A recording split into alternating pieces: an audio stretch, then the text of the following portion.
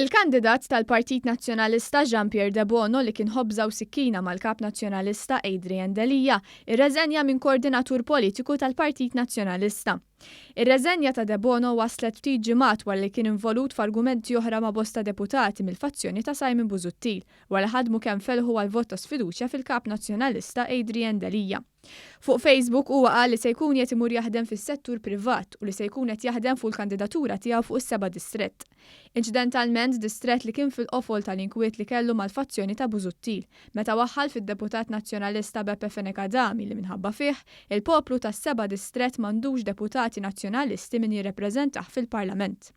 Dan wara li kien ċeda s-siġġu tiegħu minn dan id-distrett biex minfloku tal-Adrien Delija. Dan fil-waqt li Fenekadami b'insistenza tiegħu u l-barka tal-Eżekuttiv Nazzjonalista ċeda s-siġġu tiegħu f'dan id-distrett lil partit ieħor. Sorsi fil-Partit Nazzjonalista li tkellmu ma' News sostnew li din ir-reżenja tfisser rebħ oħra l-fazzjoni ta' Simon Busuttil fuq il-kap nazzjonalista Adrien Delija li ma kienx tarajn majn ma' De Bono. Fl-aħħar snin De Bono kien fil-qofol ta' ġlied kbir u kontroversi kbar interni fil-Partit Nazzjonalista.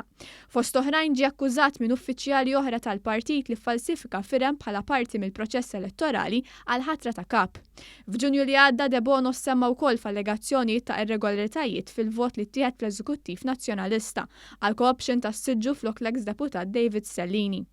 F'Ġunju li għadda wkoll il-Viċi Kap Nazzjonalista Robert Arrigo talbu jirreżenja u li deskrivih bħala xitan u qabbel lilu lil martu Kristi De Bono mal-pup.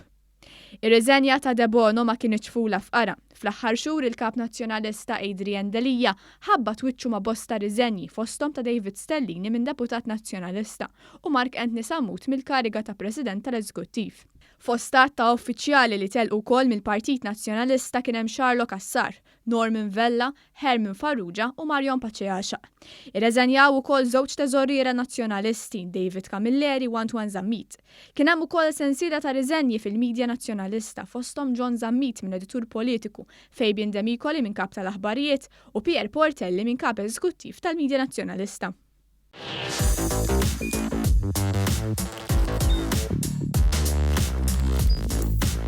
Idħol fuq one.com.mt u hemmhekk tista' tara l-programmi kollha li jxandru fuq One permezz ta' One Play.